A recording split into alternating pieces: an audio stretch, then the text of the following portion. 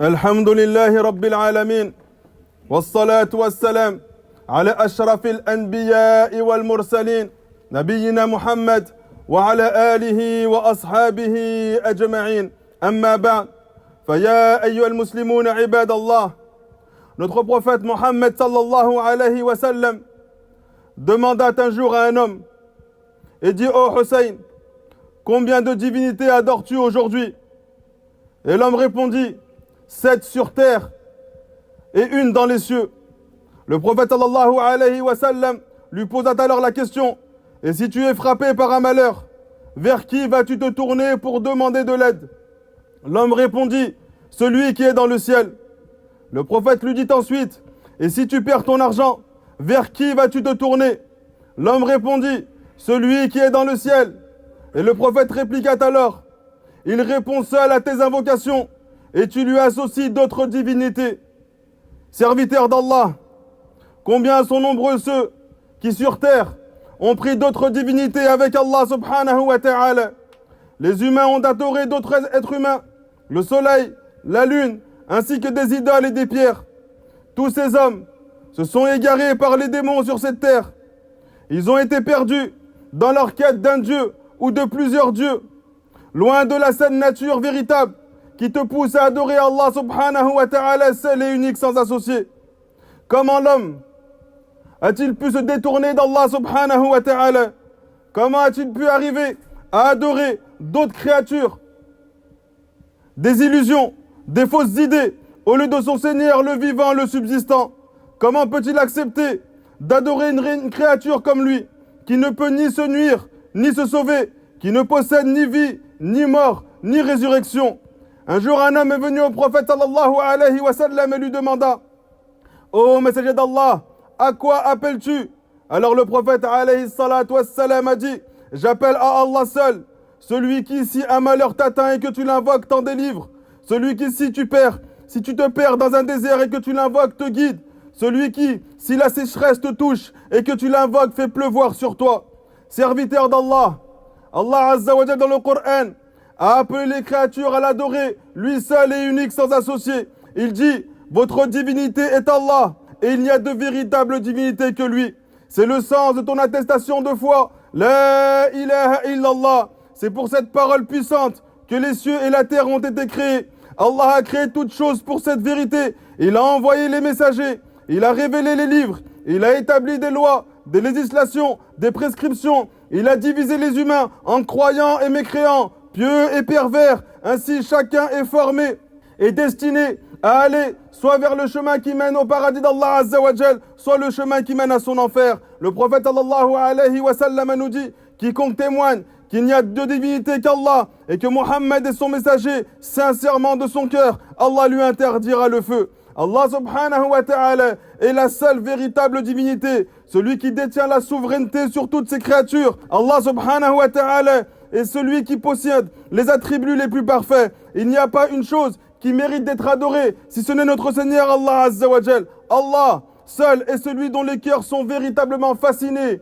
captivés, attirés, celui que les cœurs adorent, celui auquel ils se soumettent dans l'amour, l'humilité, le respect, la crainte révérentielle et l'espoir. Le droit d'Allah subhanahu wa ta'ala sur toutes ses créatures est qu'il soit adhéré, seul et unique, car lui seul possède cette divinité. Les créatures, quant à elles, doivent se soumettre et l'adorer avec dévotion et abnégation.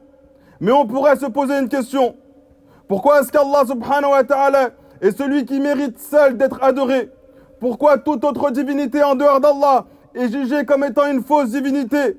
Parce qu'Allah Azza wa Jal, il possède ce nom, Allah. C'est celui qui possède toutes les qualités de la divinité, et donc de ce fait celui qui mérite d'être adoré.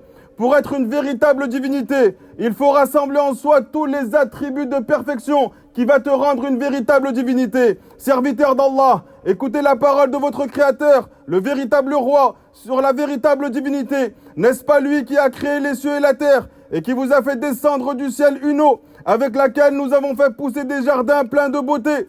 Vous n'étiez nullement capable de faire pousser leurs arbres. Y a-t-il donc une divinité avec Allah? Non, mais ce sont des gens qui lui donnent des égaux. N'est-ce pas lui qui établit la terre comme lieu de séjour, placé des rivières à travers elle, lui a assigné des montagnes fermes et établi une séparation entre les deux mers. Y a-t-il donc une divinité avec Allah? Non, mais la plupart d'entre eux ne savent pas. N'est-ce pas lui qui répond à l'angoissé quand il invoque, et qui enlève le mal, et qui vous fait succéder sur la terre génération après génération? Y a-t-il donc une divinité avec Allah? C'est rare que vous vous rappeliez. N'est-ce pas lui qui vous guide dans les ténèbres de la terre et de la mer, et qui envoie les vents comme une bonne nouvelle précédant sa grâce? Y a-t-il donc une divinité avec Allah? Allah est très élevé au-dessus de ce qui lui associe. N'est-ce pas lui qui commence la création puis la refait, et qui vous nourrit du ciel et de la terre? Y a-t-il donc une divinité avec Allah? Dis, apportez vos preuves si vous êtes véridiques. Écoutez cette grande clarification, forte et parfaite argumentation de la part de notre Seigneur Allah Azza wa Jal. Il nous dit également, dis, qui vous attribue de la nourriture du ciel et de la terre, qui détient l'ouïe et la vue, et qui fait sortir le vivant du mort, et fait sortir le mort du vivant, et qui administre tout. Ils diront Allah. Dis alors, ne le craignez-vous donc pas? Tel est Allah, votre véritable Seigneur. Qu'y a-t-il en dehors de la vérité, sinon l'égarement? Comment alors pouvez-vous donc vous détourner de lui? C'est ainsi que s'est réalisée la parole de ton Seigneur contre les transgresseurs. Quoi qu'il en soit, ils ne croiront pas. Demande-leur, est-il une de vos associés qui crée les êtres une première fois puis les ressuscite? Dis, seul Allah crée et ressuscite. Comment pouvez-vous donc vous détourner de lui? Demande-leur encore, est-il un de vos associés qui guide vers la vérité? Dis, Allah seul guide vers la vérité. C'est lui qui guide. Celui qui guide vers la vérité n'est-il pas plus digne d'être suivi que celui qui ne se guide que s'il l'est lui-même guidé? Qu'avez-vous donc? Comment pouvez-vous encore juger ainsi? Donc la véritable divinité doit réunir tous les attributs de perfection. Et c'est avec ces attributs de perfection qu'on la qualifie comme étant parfaite et la seule qui mérite d'être adorée. Cette divinité, elle doit être le créateur des cieux et de la terre et non une créature dépendante de sa propre création. Elle est le pourvoyeur de toutes choses et non celui qui dépend de la subsistance d'un autre.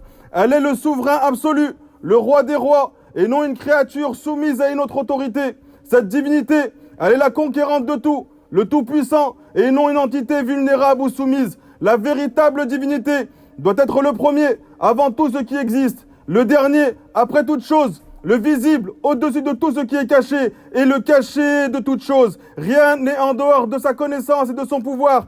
Elle est là, présente dans toutes les situations, mais insaisissable et infiniment au-delà de notre compréhension. Cette divinité doit être unique, sans aucun associé, sans égal, sans compagne, ni parenté. La véritable divinité n'a ni fils, ni fille, et ne partage sa souveraineté avec aucune autre créature. Elle est absolue et pure dans son unicité. La véritable divinité doit être vivante, éternellement vivante, sans fin, sans naissance, ni mort. Elle est subsistante, perpétuellement en vie, indépendante de tout autre être pour sa propre existence. Elle ne dort, ni ne s'assoupit, mais veille sur toute chose, en toutes circonstances, à chaque instant. Elle est éternelle, immortelle, inaltérable par le temps ou les événements. La véritable divinité doit être très haute et infiniment au-dessus de tout ce qui existe. Elle est le plus grand et sa grandeur n'a aucune limite. Elle est l'audiente, l'omnisciente, la clairvoyante, capable de tout entendre et de tout voir, même ce que l'œil humain ne peut percevoir. Elle est le témoignant de tout, le parfaitement connaissant, avec une sagesse infinie et une compréhension totale de tout ce qui est. Elle est l'autonome, indépendante de toute créature ou moyen extérieur. Cette divinité, c'est Allah subhanahu wa ta'ala. Il est sage, puissant, majestueux, l'unique qui mérite les louanges et l'adoration. Il est le glorieux, plein de gloire, pardonneur, miséricordieux envers ses créatures, près de ceux qui l'invoquent